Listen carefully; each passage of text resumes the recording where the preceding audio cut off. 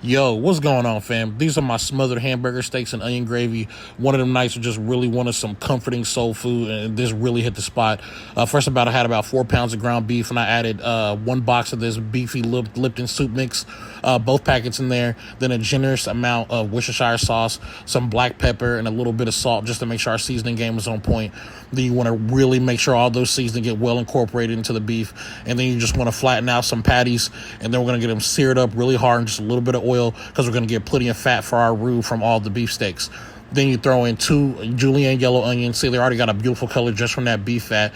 And then a little hack, I add a couple tablespoons of this beef base to add just some extra beefy flavor. Caramelize our onions in that, and then add about 3/4 cup of flour. Then cook our onions in that flour to create a paste, which is the roux. And then add 64 ounces of beef stock.